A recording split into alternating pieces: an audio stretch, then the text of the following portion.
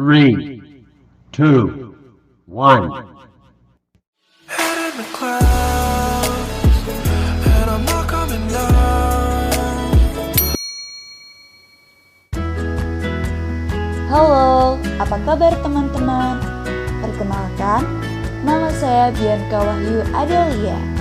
Di sini saya akan mengajarkan kepada kalian materi pembelajaran bahasa Indonesia mengenai bab teks eksposisi.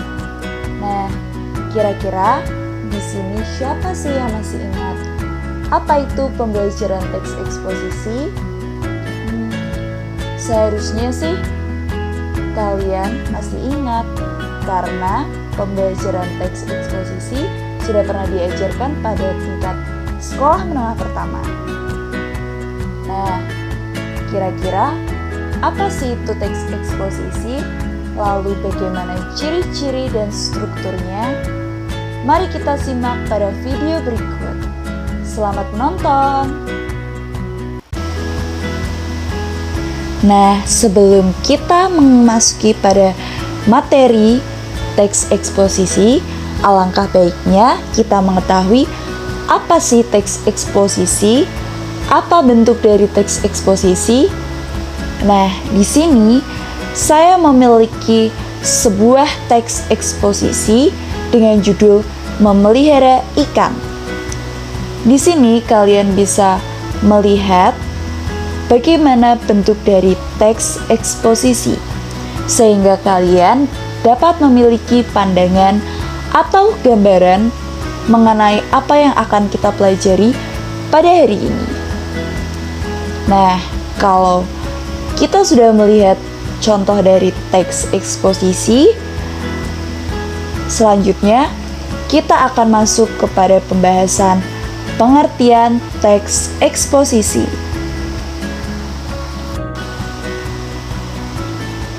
Apa itu pengertian teks eksposisi? Teks eksposisi adalah teks yang berisi gagasan, pendapat, atau opini seseorang dalam menanggapi atau menyikapi suatu isu atau permasalahan.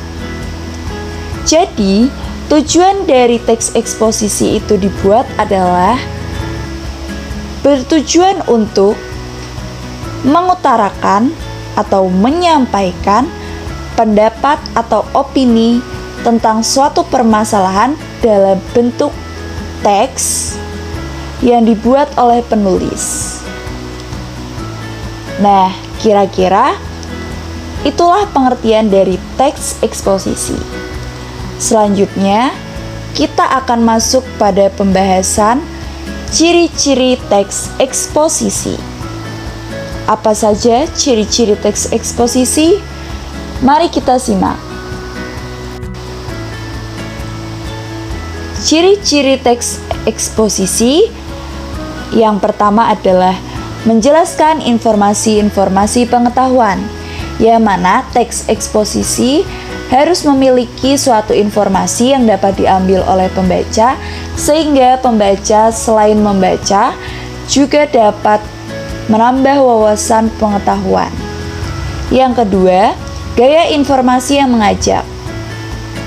Teks eksposisi harus memiliki gaya bahasa yang menarik, sehingga pembaca tertarik untuk membaca dan juga mempercayai isi dari teks eksposisi tersebut. Yang ketiga, penyampaian secara lugas dan menggunakan bahasa yang baku. Bahasa yang lugas dapat meninggalkan kesan bahwa teks eksposisi tersebut tidak terdapat boros kata dan informasi yang disampaikan dapat tercerna dengan baik oleh pembaca tanpa adanya kata yang berputar-putar. Lalu, menggunakan bahasa yang baku yang baik dan benar, sehingga pembaca juga dapat terbiasa membaca bahasa yang benar. Lalu ada tidak memihak, artinya tidak memaksakan kemauan penulis terhadap pembaca. Walaupun tujuan dari penulis membuat teks eksposisi adalah untuk mengajak, namun untuk percaya atau tidak percaya, hal itu sepenuhnya ada di tangan pembaca, sehingga penulis tidak boleh memaksakan apa yang ada pada pikirannya, apa yang menjadi pendapatnya. Lalu yang terakhir ada fakta dipakai sebagai alat kontribusi dan alat kontritasi, yang mana fakta adalah faktor pendukung yang paling kuat atau menjadi faktor utama pada sebuah teks eksposisi, yang mana pada suatu pendapat tentunya harus disertai dengan fakta sehingga pembaca dapat mempercayai apa yang menjadi pendapat penulis. Selanjutnya ada ciri kebahasaan teks eksposisi. Yang pertama, menggunakan kata leksikal. Kata leksikal merupakan kata yang merujuk pada pemaknaan yang sebenarnya. Contohnya adalah kata meja hijau. Untuk kata dengan konotasi, kata meja hijau berarti pengadilan. Sedangkan jika dilihat dari bentuk leksikal, maka kata meja hijau bukan berarti pengadilan. Namun, kata meja hijau memiliki arti yang sebenarnya, yaitu meja yang berwarna hijau. Hal itu bisa dilihat pula pada kata kambing hitam. Untuk kata kambing hitam biasanya memiliki konotasi sebagai orang yang selalu disalahkan. Namun, untuk kata leksikalnya, yaitu kata pemaknaan yang sebenarnya, kata leksikalnya adalah kambing yang berwarna hitam. Lalu yang kedua ada menggunakan kata konjungsi, yaitu kata penghubung. Contohnya adalah kata dan, lalu ada kata serta, dan ada kata konjungsi lainnya. Lalu yang ketiga, menggunakan bahasa baku. Menggunakan bahasa baku merupakan ciri kebahasaan dari teks eksposisi, dikarenakan teks eksposisi merupakan sebuah teks yang bersifat formal, sehingga bahasa yang dipilih juga harus merupakan bahasa-bahasa yang baku. Lalu yang terakhir ada menggunakan kata pronomina. Kata pronomina artinya adalah kata ganti. Pada teks eksposisi, pronomina yang dimaksud adalah pronomina perorangan. Pronomina perorangan contohnya adalah seperti kata kita, kata kami, dan saya. Selanjutnya, kita akan membahas mengenai struktur teks eksposisi. Struktur teks eksposisi terdiri dari 3 bagian. Yang pertama ada tesis, yang kedua ada argumentasi, yang ketiga ada penegasan ulang. Tesis. Apa sih itu tesis? Tesis biasanya terletak ada paragraf awal. Nah, kira-kira apa saja isi dari tesis? Isi dari tesis yang pertama adalah adanya gagasan utama atau prediksi penulis tentang sebuah permasalahan berdasarkan fakta. Jadi pada tesis dijelaskan secara lengkap apa topik yang ingin dibahas pada teks eksposisi atau permasalahan apa yang ingin dibahas oleh penulis.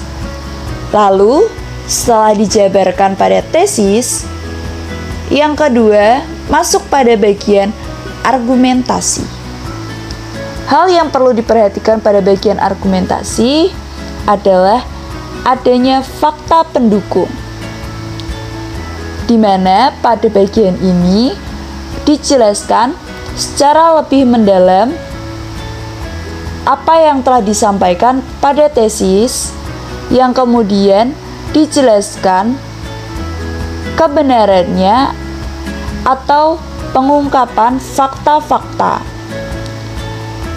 Biasanya contoh dari argumentasi dapat dilihat atau diidentifikasi dengan adanya kata menurut tokoh siapa atau menurut penelitian siapa. Lalu pada bagian ketiga ada penegasan ulang. Penegasan ulang adalah penguatan kembali atas pendapat yang telah ditunjang oleh fakta-fakta dalam bagian argumentasi, serta menambah rekomendasi atau saran terhadap permasalahan yang diangkat. Jadi, kesimpulannya pada bagian ini, selain berargumentasi, pada bagian ini juga ditambahkan kesimpulan serta saran penulis mengenai permasalahan tersebut. Nah, begitu kiranya struktur teks eksposisi. Setelah mempelajari apa itu struktur teks eksposisi, tentunya kita harus sudah mampu menganalisis struktur teks eksposisi. Setelah kita mengetahui struktur teks eksposisi, di sini saya memiliki contoh dari teks eksposisi. Yang pertama yaitu tesis. Teks eksposisi tersebut mengenai permasalahan yang terjadi di bumi. Di sini penulis menjelaskan mengenai keresahan apa yang ingin ia sampaikan pada teks eksposisi tersebut mengenai bumi. Seperti yang sudah saya sampaikan bahwa tesis letaknya ada di paragraf awal. Lalu yang kedua ada argumentasi. Di sini dapat diidentifikasi melalui kata para ahli menyimpulkan. Sesuai dengan teori bahwa argumentasi dapat diidentifikasi dengan adanya pendapat menurut siapa atau pendapat menurut penelitian apa. Namun, alangkah baiknya bila teks eksposisi ini bisa ditambahkan siapa nama ahlinya, sehingga pembaca dapat mendapatkan informasi yang lebih jelas. Dan tentunya informasi tersebut akan lebih lengkap dan dapat dipercaya oleh pembaca. Lalu yang ketiga, penegasan ulang. Di sini dijelaskan kembali, ditegaskan kembali apa yang ada pada tesis, lalu adanya penambahan saran.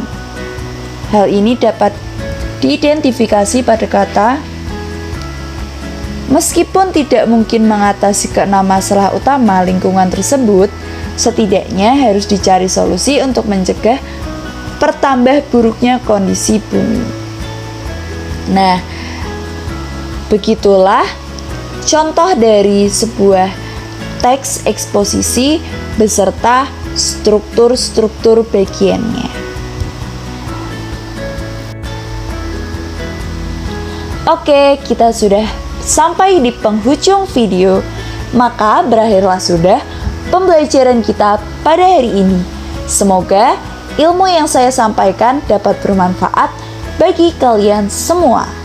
Akhir kata, saya ucapkan terima kasih telah menyaksikan video pembelajaran ini dan juga mohon maaf apabila ada kata yang kurang berkenan.